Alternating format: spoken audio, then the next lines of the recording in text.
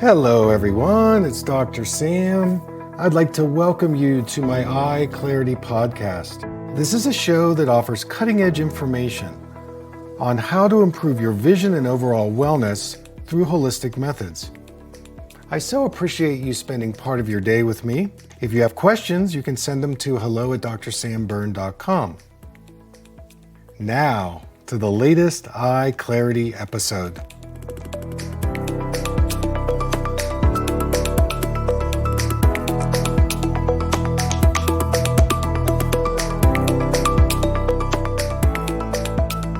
Hey everybody, it's Dr. Sam, and I'd like to welcome you into another EyeClarity podcast.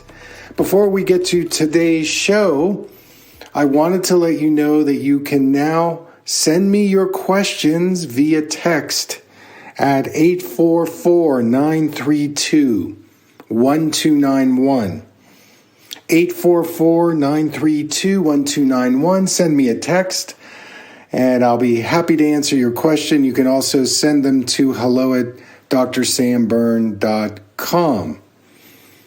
So today's show is an interesting one because I'm giving a session to somebody who is intending to get rid of their myopia and astigmatism. Anybody out there with that condition? It's an epidemic, I can tell you that. More and more people are becoming nearsighted, probably because of screen time. But it's an interesting session because I touch on some things that you may not have heard of before, causes of myopia, and then protocols and strategies on how to begin the road to recovery, being able to reduce your dependency on your glasses and or contacts. And of course, this is in the refractive era of myopia and astigmatism. So I had fun with the session. I think my client also had fun with it.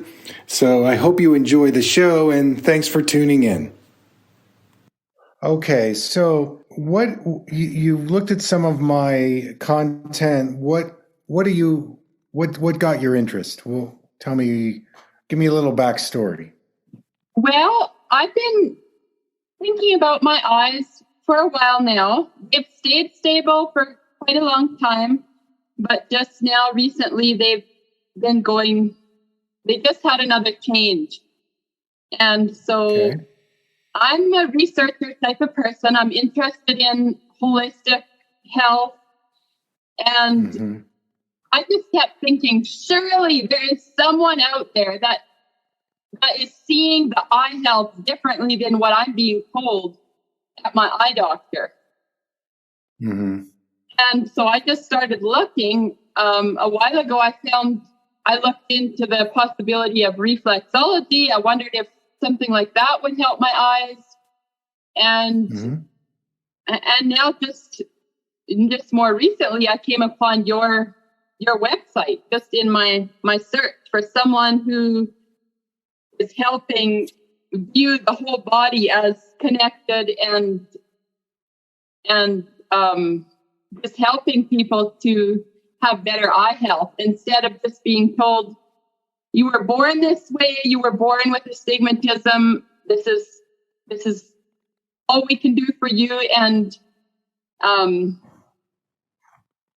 and then what's really motivating me is because my eyes have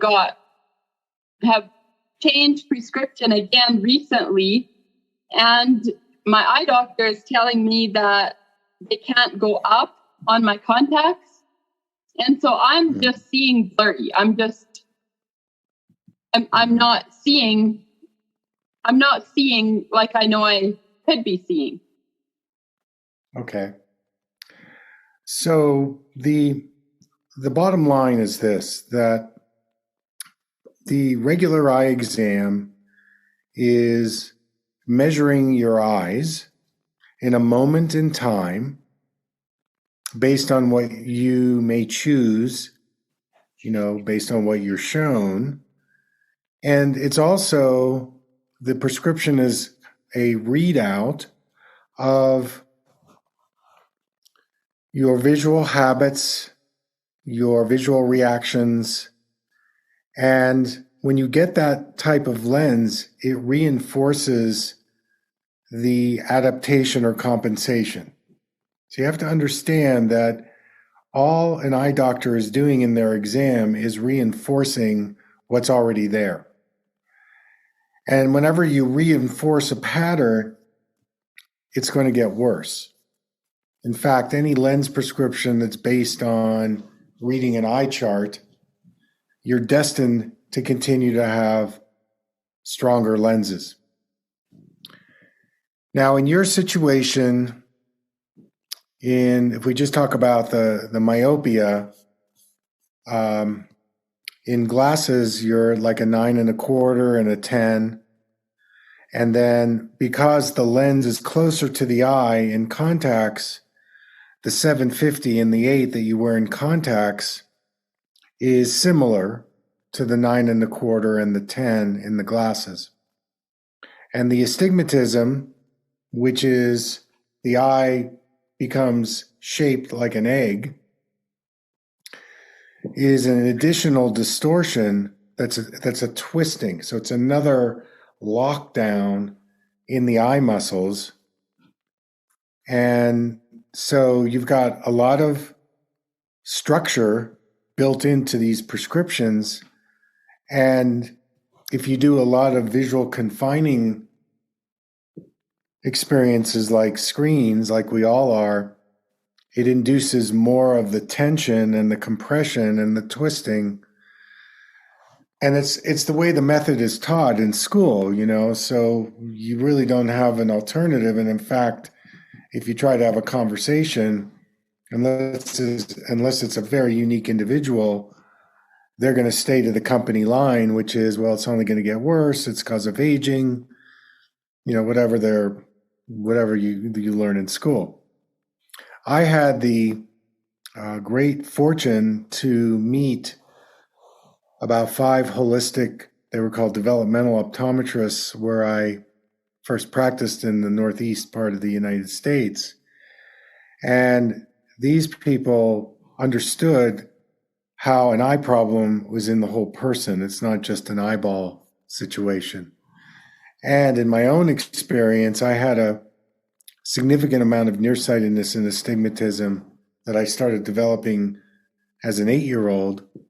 And when I was 30, I met a doctor and was able to completely reverse it. You can see I haven't worn lenses in over 30 years. And sometimes... Oh, that's amazing.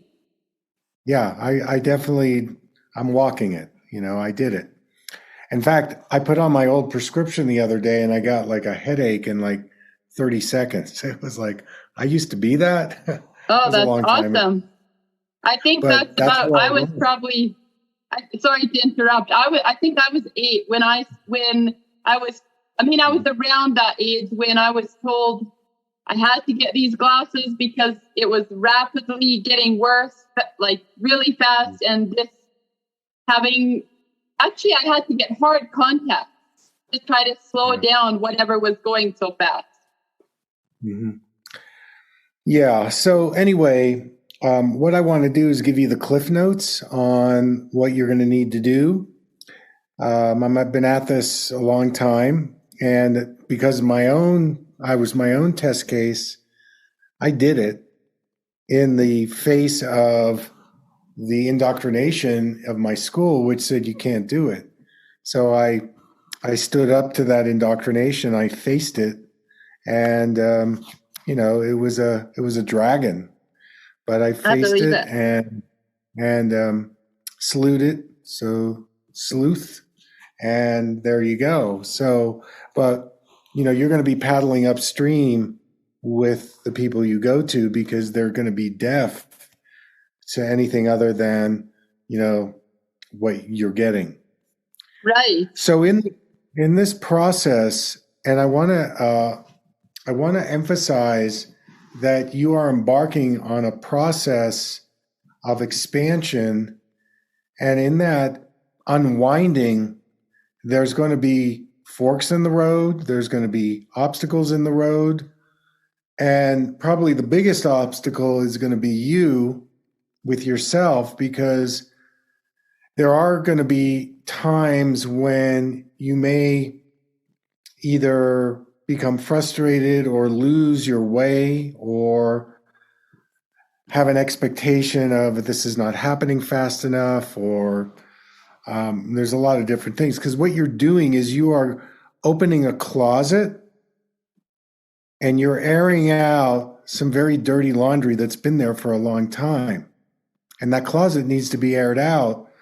But in the midst of it, it is also can be like Pandora's box, because you're going to come across things in a very deep way that contributed to your own reaction. And accountability is one of the key things in your vision improvement, in the sense that the more responsibility you can take for what you see emotionally and energetically when you start removing the veils, that's going to give you the power to move through it.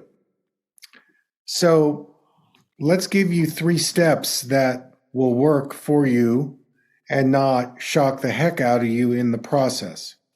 So number 1, I'd like to do something radically different. And let's start this with your contacts. Now, I can certainly write you prescriptions. I don't know how accurate, or I don't know how recognized my license is going to be in Canada. I used to teach in Canada. I'm thinking about coming back to Vancouver. I'm not in Canada right now. Oh, okay. I saw your history. Where are you? I'm in by Del Norte, Colorado. Oh, you're close. Okay, good. Yeah, I'm close. Yeah. I was born in Calgary, Alberta. Okay. But I'm here now. Yeah. Okay. So you're not that far up the road. Okay. So we don't have to worry about that, because, I'm fully licensed to practice. And so I can do whatever. Prescriptions through you. Yes, you sure can. Yes, you can. We'll do that today. Okay. So what I'm saying with the contacts, which is really would be a great thing for you, would actually be to get some contacts that have no astigmatism in it, and to give you the same lens in each eye. So what happens in the eye exam is they correct one eye for one blurry vision, and then if the blur is different in the other eye, they give you a different lens. But what that does is it reinforces the difference. And back to my teachers, what they taught me is if you can prescribe the same lens in each eye, you're going to introduce the brain and the eyes and the body to move in a direction of homeostasis or homeodynamic balance. And when you don't wear the astigmatism, initially it's going to be perhaps a little jolting or disorienting, but you're giving the eyes an opportunity to go back to symmetry. And so initially it may be a little disorienting, but that's actually good for you, because the one thing your nearsightedness thrives on is something we call fixation. In other words, we have mutability and fixation. You need mutability in your cake mix to improve your vision. So change in your eyes, giving you different lenses to wear, is a formula that supports you from going into the unconscious habit of, I need to see it clearly all the time. So now the next thing in this prescription, it may be more than one. We might do something for distance, and then we might do something, say, for indoor use. So in my case, my doctor gave me about a 30% reduction in my distance prescription. He said, I want you to start wearing it indoors. And I started to wear it in the office. I had a big staff. I was in Philadelphia. And after about a week, my office manager said, you're different. What's going on? And I said, well, I'm wearing this reduced prescription. She said, you're softer, you're listening better, your, Oh, it was a big, because it changes your energy. So you think about a lens that goes into the eyes, it's transmitting light into the body. And so when you wear a lens that's not as concentrated, the light is entering very differently. That is going to affect your awareness. That's going to affect many things about your energy, because the lens is about energy at some level. So let's say, for example, I come up with an arbitrary number of what if I wrote you a prescription for, say, -7, and then maybe wrote you a second prescription at -6. These are disposable lenses. We could go with something like an AccuView, or, you can give me the brand you're using. And then you can go on 1-800 contacts and you can get a box of each and start wearing them. So like maybe the 7s are more distance, the 6 would be more for indoor. And that would be a really great step for you to start to experience non-astigmatism, symmetrical lenses, and a reduced prescription. Your nervous system is going to be more relaxed. And there's going to be some blur, but it's not going to be complete blur. So another principle in this is that when you start reducing your myopia, it's a really good idea to have a mix of central clarity and peripheral blur. Versus when you go without your lenses altogether, which is it's all peripheral blur. So after a while, you just withdraw. So a great technique that I found personally was by wearing that reduced prescription that gave me some central clarity with some peripheral blur. There was an interaction that my brain and my eyes and my body were constantly recalibrating. And the parameter that you want to use is this. If you're using a lens and you start to feel frustrated or unsafe, then it's probably not the best circumstance for you to be using that.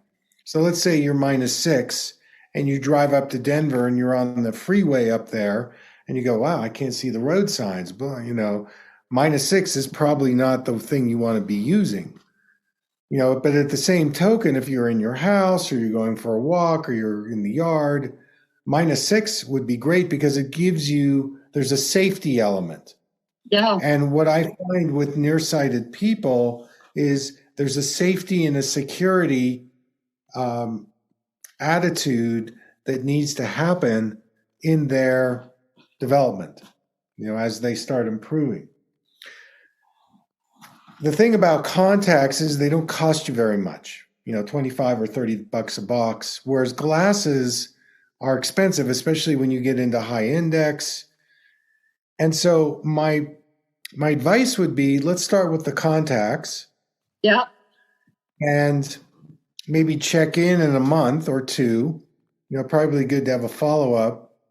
Yeah. And within that follow-up, then you can tell me, I like -7, I like -6. And then at that point, I could say, okay, let's make up a pair of glasses that kind of mirrors or matches more about where you're going.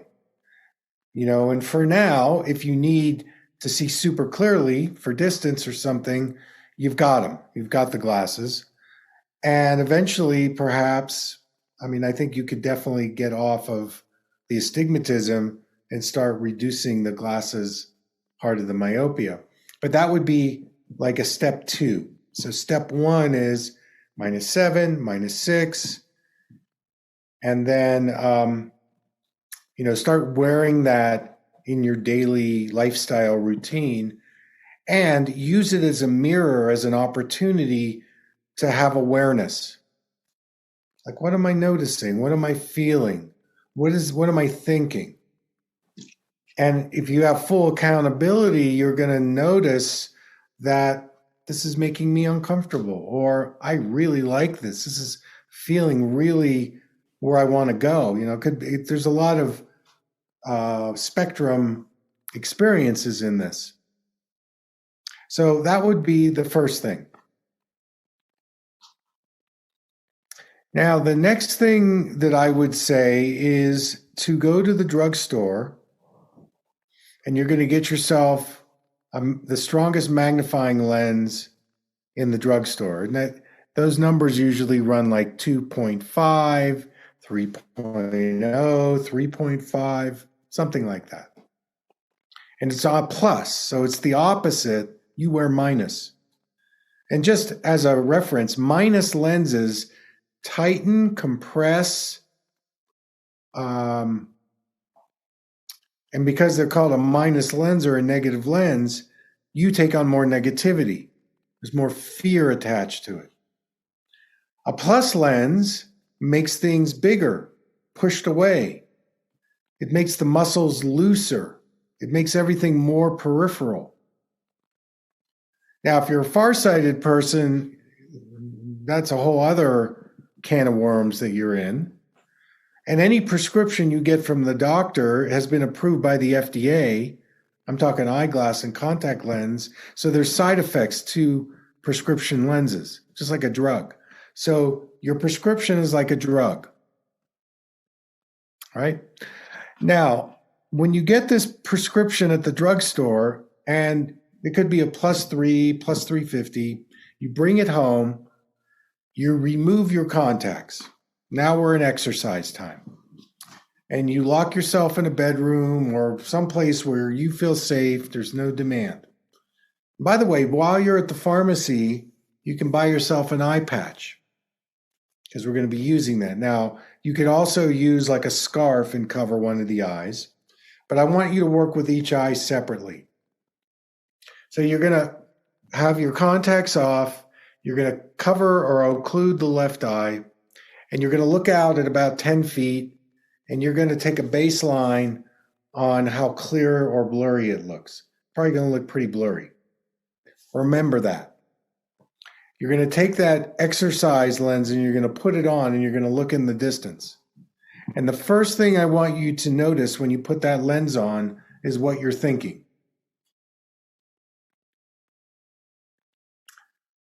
So it could be something like, oh, I really like this. This is really soft and I love it. It's comfortable. Or you might say, I don't like this. This is making me anxious. And you wear that for a minute, and the intention is, can I mentally and emotionally relax into the blur? It's a mental, emotional exercise.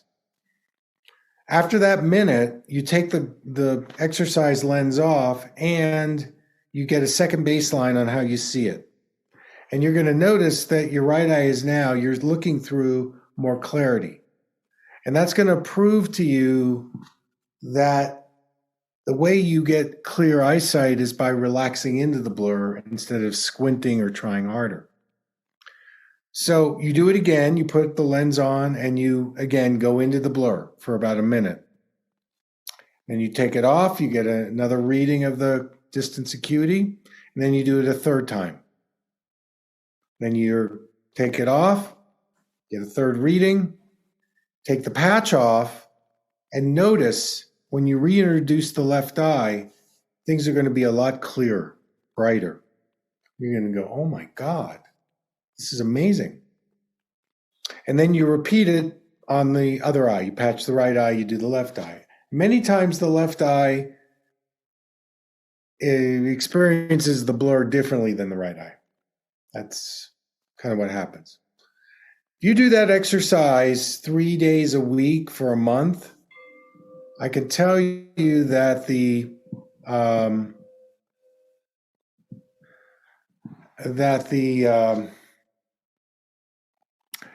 your prescription is going to reduce. Okay. And you're talking about reading glasses from the drugstore? Well, they are maybe labeled reading glasses, yes, but you're using them as a vision exercise to reverse your myopia. Right. But when you said magnifying lens, I wasn't sure if you meant like a Yeah. Like, So a synonym of magnification is reading, because that's all they sell. Yeah, good question. So with that, situation, the thing is that over time, I want you to notice something mentally about your hypervigilance around your eyes. And I know I had it. So that mental hypervigilance, you don't need that anymore, but you've got to really see it and feel it to start to relax it, so that the mental relaxation replaces the mental hypervigilance that you're constantly doing. And that's what's feeding the myopia. So when you put that blur on and you start going, oh, I don't like this. Things are moving too much. I'm disoriented. I'm feeling dizzy or nauseous. I'm scared. These are all the things that probably were happening to you at the moment when your eyes decided to go nearsighted. And you made a decision about defense, protection, reptilian, survival. And all that doctor did was validate your reptilian response. That's all he does. So are you thinking that this, are you thinking that it was caused, like, that there may have been like trauma around me, that, like, how is trauma connected to that hypervigilance that I took on? And so in trauma, we have an experience, and then we respond to that experience either in, oh, I can move through that, or we freeze up. And this is just my take on the amount of nearsightedness you have. The higher the number, the earlier in your life you became nearsighted. Meaning, this could have even started in utero. Who knows? Maybe you were in utero and you were turned on a side and you were in a restricted vision while you were in the womb, or you came out in some way that was, not easy. And so the sensory systems go, okay, I'm in a fight or flight freeze response. And, nearsightedness is a frozenness. I'm caught in the past. I'm reacting to some experience, and the end. I don't get to move forward in my visual development because I've locked down in that moment, because I think that freeze is the best way for me to survive this. So it could be going all the way back to preverbal. This is why I do craniosacral therapy. I do energy stuff, because the myopia pattern runs very deep ancestrally. It could be your mom was nearsighted, or your dad was nearsighted, or your grandmother was nearsighted, and you energetically absorb that. I've seen that. Or you come out of the birth canal on top of your head, whatever it is, Pitocin, breech, being separated from your mom. I mean, there's a lot of scenarios, but I think it was somewhere very back in that time that your eyes froze up. And so it's not that you have to go into, somatic experiencing or trauma release work.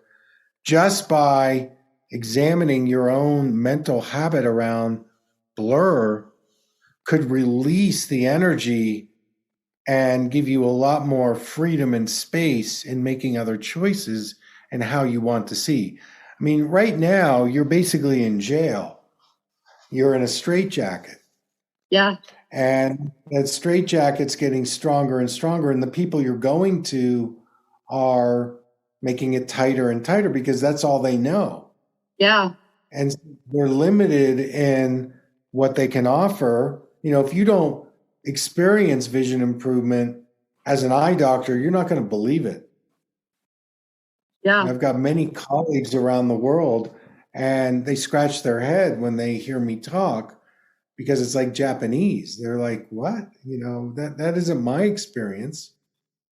But this blur exercise with the reading glasses is brilliant, and doing each eye separately. And by the way, you can do an add-on to that, which is the eye dialogue. Maybe you've seen it, where you cover an eye and you talk to each eye. Yeah, I did look at that on your website. Yeah, so that's a good one also, and doing it through the blur. Now, you're going to get comfortable in those reading glasses, and at that point, you could very safely, you could start walking a little bit with them. And you'll find that when you take the lenses off, it's just going to give you more clarity and freedom. So it's potent.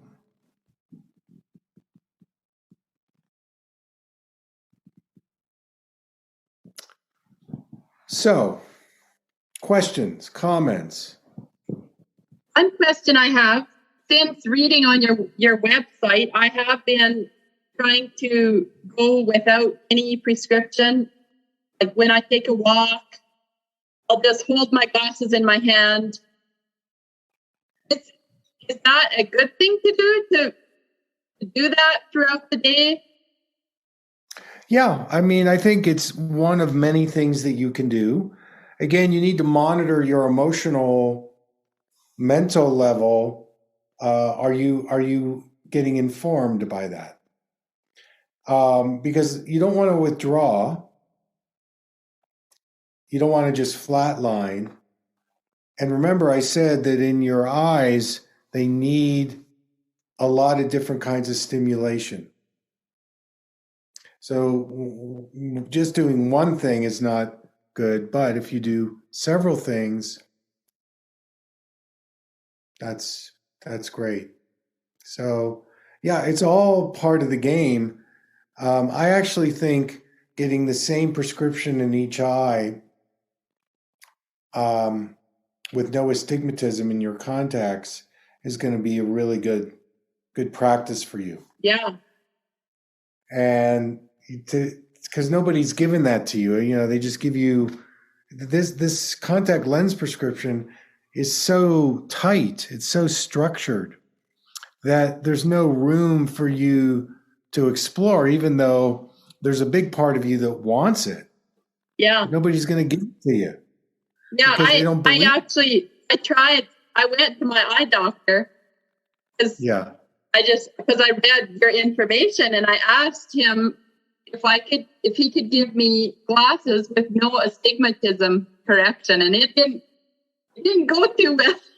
I had to just politely kind of be like, okay, thank you, and walk out of there because he was upset. He said, this is heresy. Yeah. That's not right. Look, and it's not going to work. Yeah. And well, it's not right for his world for sure. But that's more his problem than yours. The thing is that, there's a release form for you to sign. And the release form is you're only going to start wearing these in non-demanding and non-threatening situations as an inquiry. That's the first place you want to start. So like in your bedroom, put on the -6 and go, well, can I see the computer? What's it look like outside? So you want to start off easy and assure yourself, okay, I'm not going to jump in to the most dangerous activity with something so new.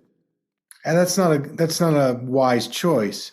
And maybe they react because that's what they're thinking you're going to do. And they don't realize that you're now in a process of unwinding. Yeah. So I mean, basically what I'm saying is, just be aware of where you're using these reduced prescriptions. That the eye doctor is reacting to thinking, oh, you're going to get a reduced prescription and you're going to use it in the most dangerous situation. So you've got to start your vision improvement from, a place that's going to be safe for you. Right. And I'm a stay-at-home mom, so there's a lot of safe opportunities for me. Yeah, it's going to work great for you. I don't foresee a problem, but that's part of what they're reacting to. Right. So. But anyway, so let's pause here and see if you've got any questions about anything that I've said. Well, another question I don't know if it's exactly about anything you said, but before I even got the appointment with you, I occasionally go to a kinesiologist chiropractor that also does cranial sacral work here in Creede, Colorado. And so I have an appointment with her tomorrow, actually. It just so happened. I had it made before I even got on with you. But do you support me to go do some cranial sacral work in this regard, like with helping this? Sure. I mean, it may be, you don't want to get too narrow with it. Certainly the tension pattern in your head or, in your body. The thing is that then you put on your regular prescription, so you don't get the spaciousness from the treatment.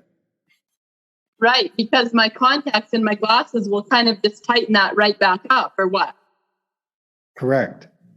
Exactly. Yeah, that's what I was wondering about too, how that all works. Well, it will work in when you get the new prescriptions.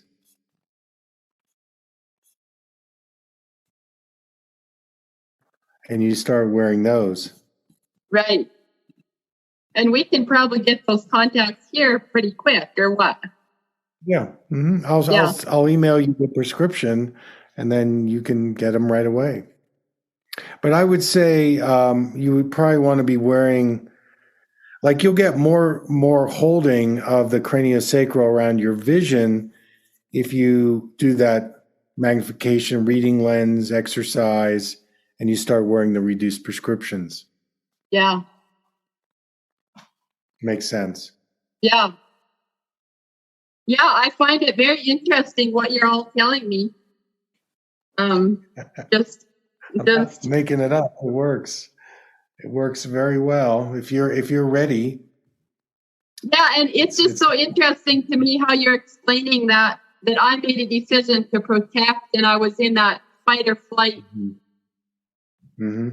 It's so interesting because I am doing some trauma, like I'm doing EMDR therapy right now because of the trauma I've been through. And so I've been looking back at my earliest memories. And so it all just kind of, it might just help. It might just be another tip off the block to help me understand releasing this hypervigilance that I've been experiencing, just all around.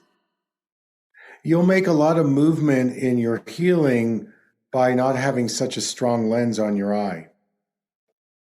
Yeah, I'm like, it's very interesting what you said too about someone noticing that you were softer when you changed prescription. Mm-hmm. That's all just very intriguing.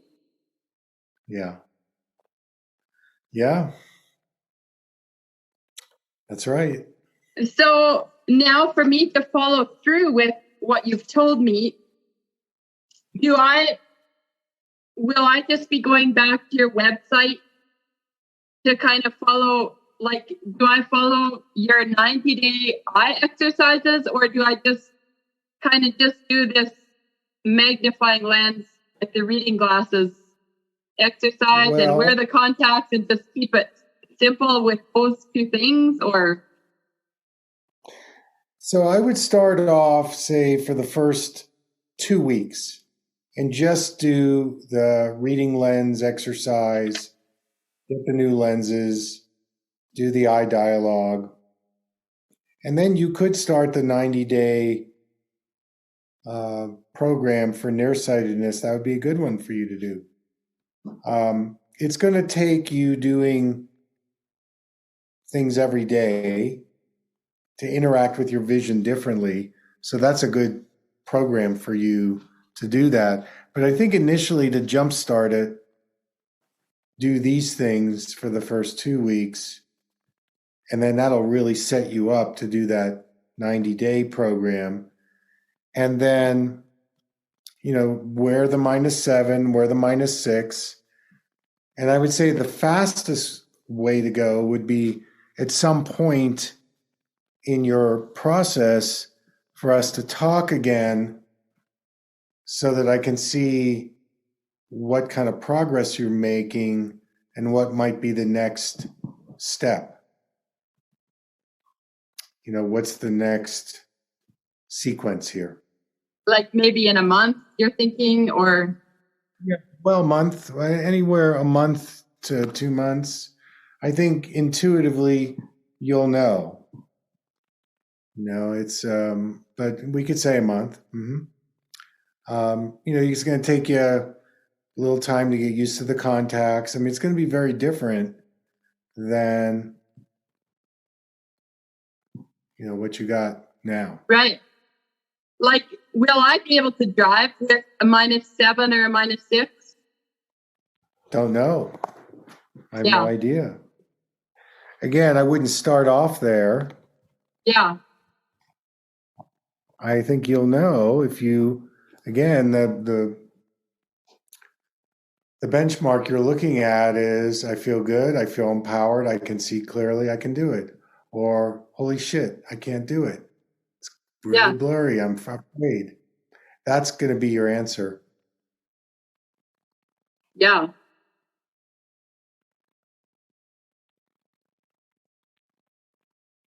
Okay, and another question, where you'll send me the prescription, and where do I go to order? Company called 1-800 Contacts. And like right now, I'm wearing disposable Cooper Vision Fresh Day Toric. Cooper Vision, what's the second thing? Fresh Day Toric. Fresh Day, okay. So what we'll do is we'll do Cooper Vision, something similar to that, but it will be non-toric. So toric means astigmatism. Oh, okay.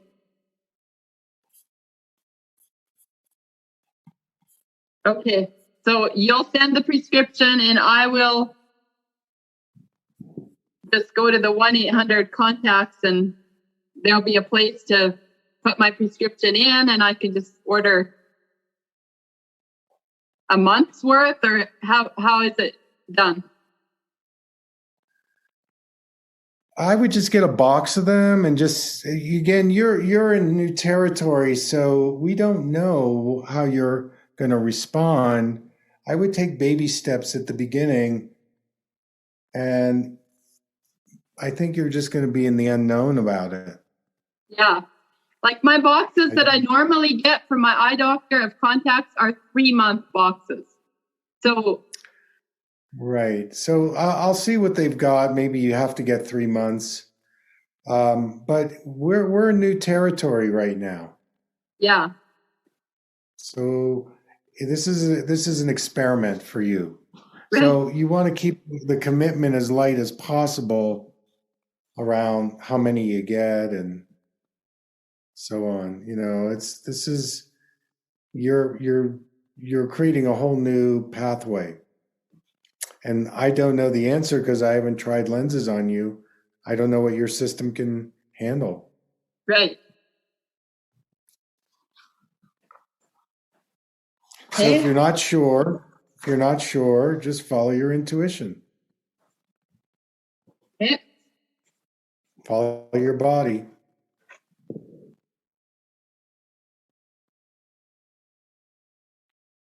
What else? Just looking back at my notes to see if I had any other questions. Okay.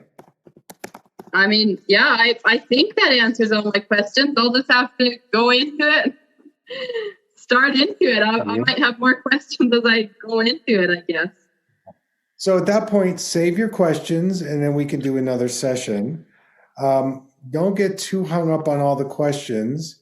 Stay in the present moment and just experience.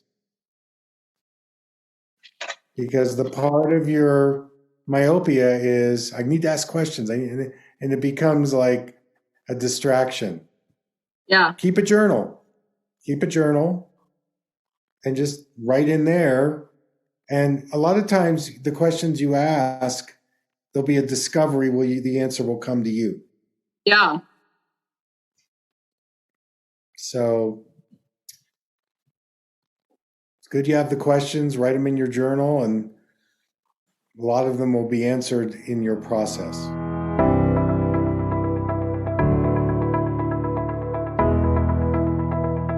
Thank you for listening. I hope you learned something from the EyeClarity podcast show today. If you enjoyed the episode, make sure to subscribe on iTunes or Spotify and leave a review. See you here next time.